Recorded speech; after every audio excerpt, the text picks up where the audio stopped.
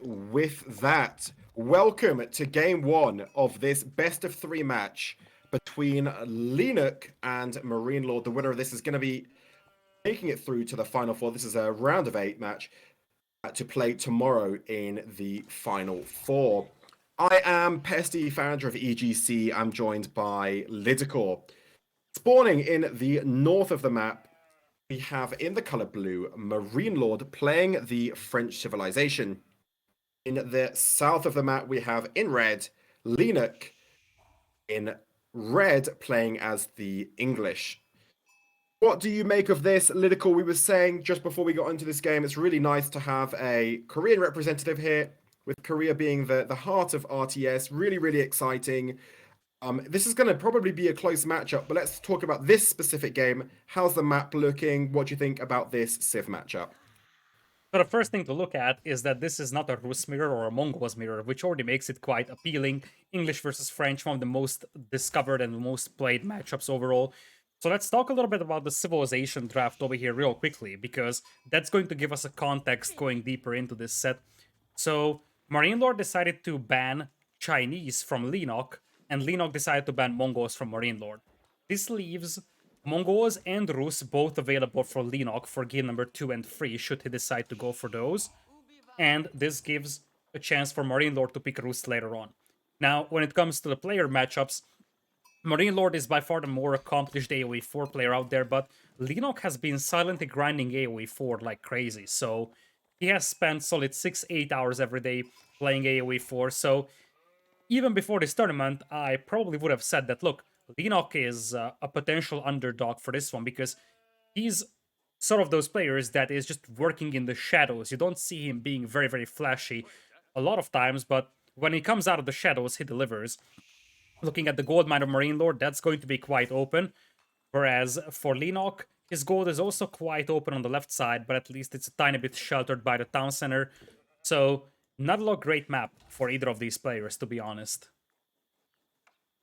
Well, a map that's not good for either player is a good map for the matchup. So as long as it's fair, I think that's going to be okay. Now, this is an interesting matchup we discussed quite a lot today, Lidakor, because we've seen it a little bit. French English, one of those old school matchups. Personally, I really like watching them. And we were saying before that English has maybe got a slight meta advantage these days, though it previously was French, but it could go either way. I think we both know what we're going to see in terms of how this is going to start, in terms of aging up very quickly to the School of Cavalry in the Council Hall. But apart from that, anything to suggest we're going to see anything different in this game? I don't think so. These are two meta civilizations, and I feel like both of these players are confident in just playing pretty standard meta. The biggest question, I believe, is MarineLorD being able to protect that gold mine or not, because if you look at his backup gold mine, that's also on the front. So if MarineLorD loses the front of his base to the otherwise very powerful Spearman and Longbowman aggression, then he's going to have a very difficult time accessing gold. Look at this. Absolutely no backup gold mines on the left side, and the backup gold mines on the right side aren't spectacular either. So I think the most important thing for MarineLorD is establishing early map control and making sure that he is not the one defending.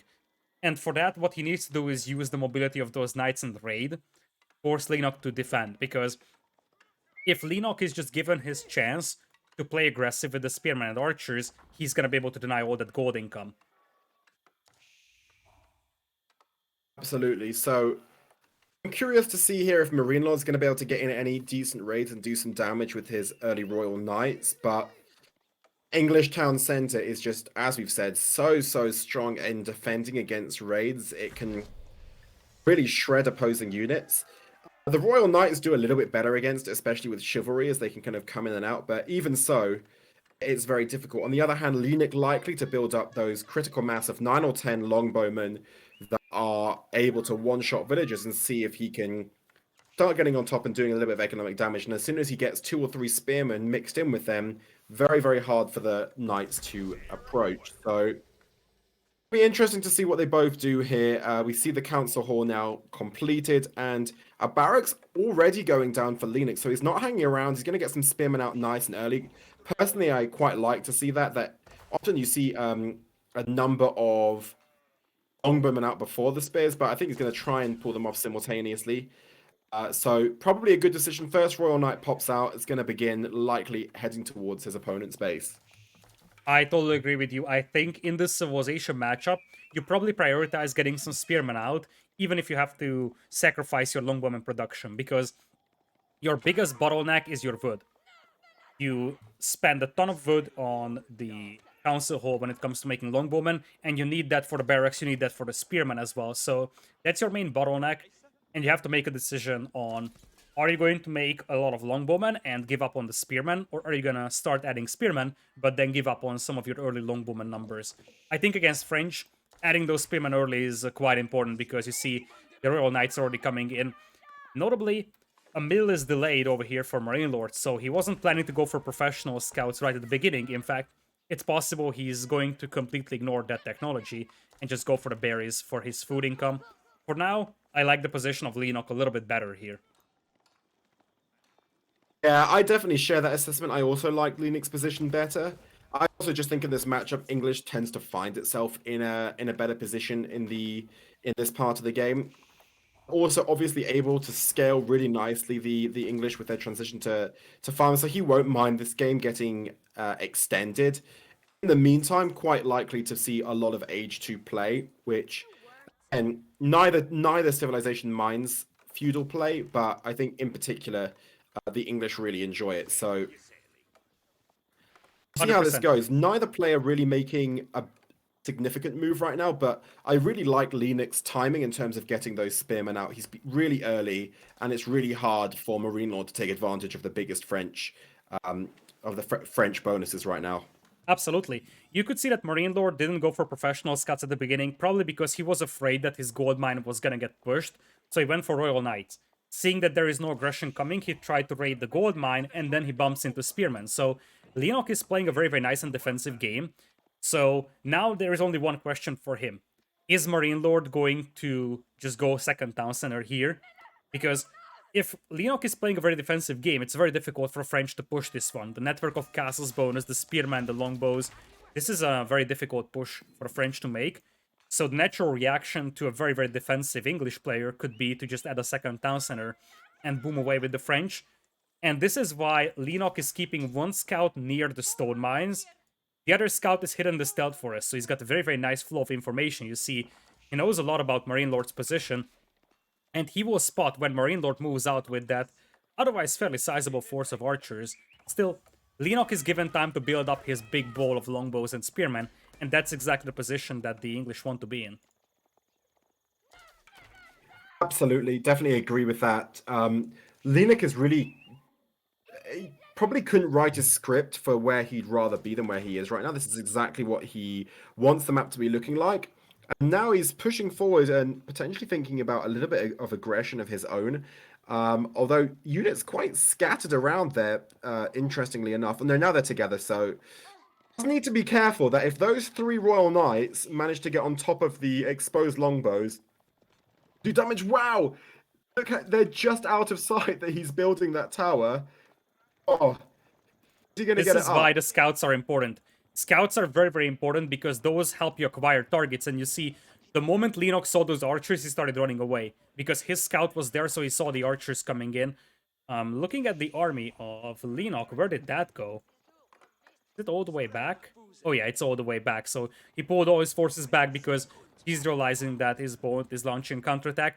But with all those archers passing by, he might still be able to get that tower up and then leverage that network of castles bonus once he decides to attack. Again, I really like that play. He's taking great line of sight, great map control, and his whole army is back, which I'm not sure MarineLorD knows, but he does need to be careful. He gets his villagers back. Oh, he's lost Oh, that's concentration for a second there and lost four or five villagers there. That was a big lapse of concentration from Leenock, and he must have known or sensed that was quite likely they were going to come in, especially as he saw the units passing. So not quite sure how that happened because he saw that massive units passing his tower. So a big slip up. That's a big dent to the eco of Leenock. that is an enormous loss, especially because, as you said, he spotted those archers coming forward, so he should have known that they are coming this way. He gets the tower up, but that's probably going to be short-lived because MarineLorD brings back the knights to burn it down. And You never want to lose villagers in Feudal Age when your opponent is losing nothing, but especially not against French, because the French train their villagers faster anyways. With professional scouts in for MarineLorD, his economy is going to be way better, so it's 30 villagers only for Leenock, 40 for MarineLorD. Some of that comes from the killing, and some of that comes from the French eco bonus, but like it or not, that's already a 33% villager advantage. Enormous. This is rapidly looking a little bit ominous right now for Leenock. Not by any means over, but in a little bit of danger now, especially as these archers of the archers of MarineLorD are well positioned, and they just picked off a lot of spears. Those spears are getting depleted really, really quickly. Only about 3 or 4 left. He's going to be really, really careful now that the Royal Knights aren't going to come in and just very rapidly clean this up. Exactly, the micro here is very, very good for MarineLorD, and now Leenock retreats to the safety of his network of castles. So I think Leenock is going to be able to hold this. The problem that he's facing is that he's not actively doing any damage to MarineLorD, and from this point on, MarineLorD can just sit back within his base and say, okay, I have the economy advantage, I don't need to push you. Just look at the amount of villagers that MarineLorD has queued up in that town center, and even with that, he's floating 600 food, second archer range coming in, so looks like he will just say, okay, even though my archers aren't as good as longbowmen are, I can just play brute force with numbers because I do have the eco advantage. Wall's coming up for Leenock, that's a smart idea. Not a big investment to make a wall here, and it helps a ton with the safety. And now Leenock is coming in for the farming. That could be his saving grace, because he definitely has a weaker villager count, but obviously that farming boost for the English is just enormous. Absolutely huge. And yeah, absolutely huge situation right now. I'm trying to think if Leenock can. The problem is, as you stated before, Leenock now is the one that needs to start pushing and doing something in this situation. He can't wait. The economic advantages in this game snowball, and if you're ahead, you're going to stay ahead, and the gap is going to exponentially grow. So MarineLorD is going to get further and further ahead. Leenock needs to think about some way of trying to exert some pressure of his own.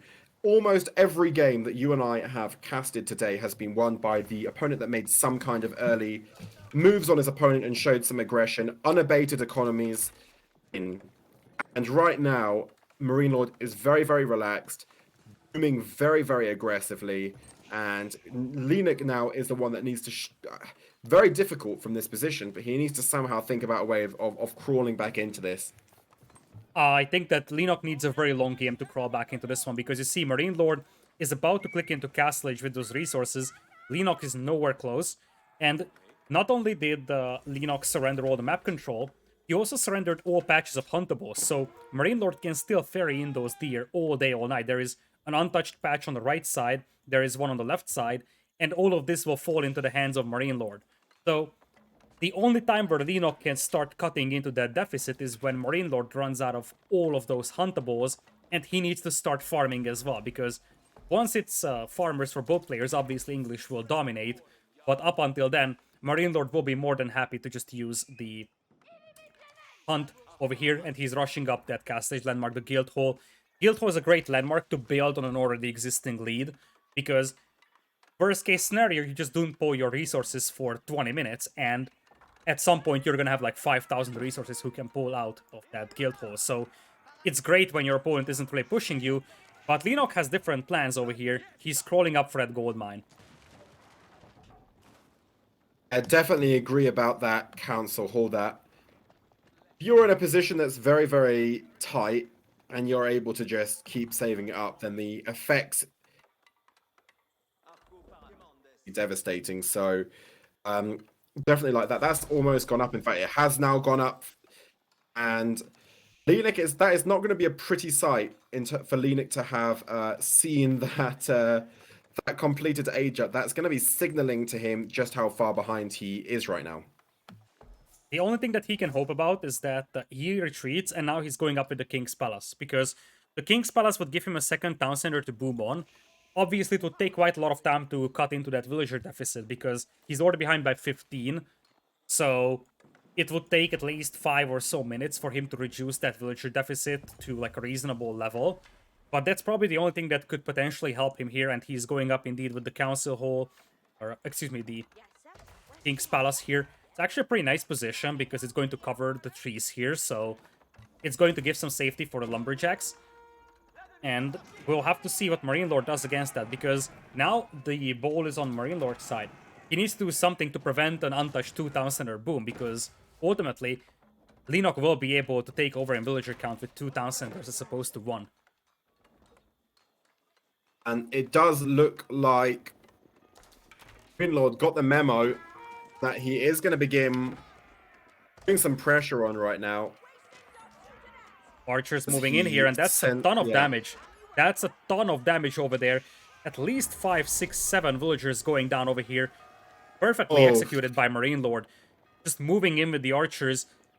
It didn't seem like it was going to do much, but that is 1, 2, 3, 4, 5, 6, 7, 8 dead bodies right next to that King's Palace. Once again, delaying Leenock a tiny bit, and we could see a glimpse of that monastery coming in for MarineLorD.